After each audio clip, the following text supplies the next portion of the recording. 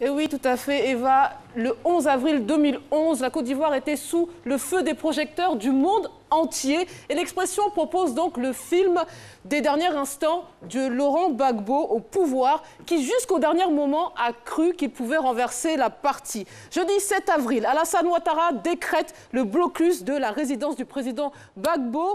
Le lendemain, vendredi 8 avril, sa réplique est foudroyante. 7 obus et 3 roquettes s'abattent sur la résidence de l'ambassadeur de France. Le lendemain aussi, samedi 9 avril, Laurent Gbagbo va plus loin. Il ordonne l'attaque du Golf Hotel, le QG de son adversaire. Et la suite, vous la connaissez, jusqu'aux dernières images, ces célèbres images, c'est-à-dire l'arrestation du chef de l'État et sa capture. On y voit un Laurent Gbagbo hébété qui ne semble pas comprendre ce qui lui arrive.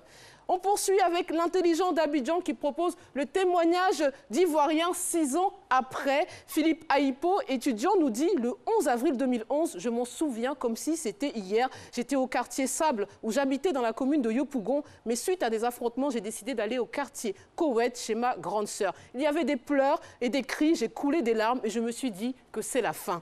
Touré Songala, fonctionnaire, lui nous dit que le 11 avril 2011, comme tous les autres jours de la crise, j'étais cloîtré à la maison avec ma petite famille. C'est sur la chaîne France 24 que j'ai aperçu des images de l'arrestation du président Laurent Gbagbo.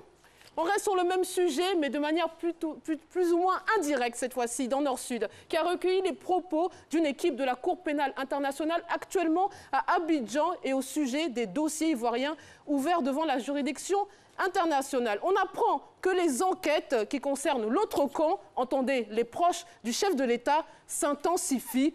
Allez en croire, le moment venu, Madame la procureure les rendra publics. Et on va clore cette page nationale avec une sordide affaire que relate Fraternité Matin.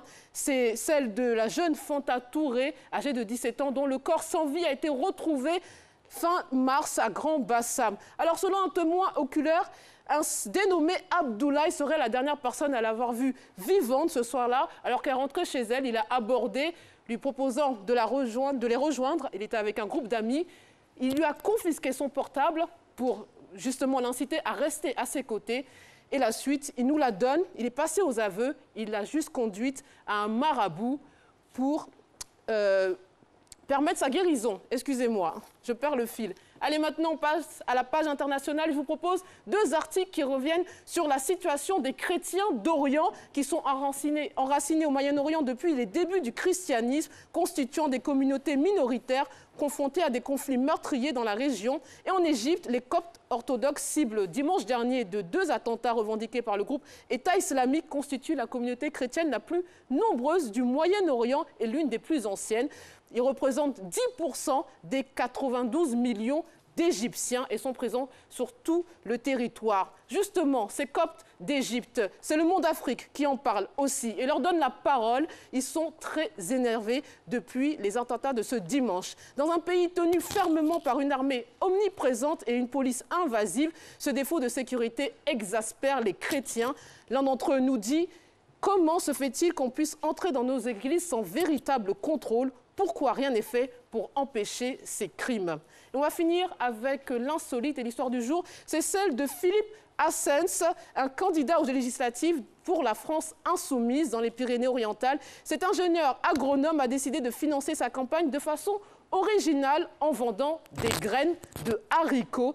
Et oui, il fait appel à un financement participatif et donc il vend des sachets de graines d'haricots à partir de 2 €. Donc, vous savez ce qu'il vous reste à faire, Eva et Marco, pour financer votre candidature aux élections en 2020.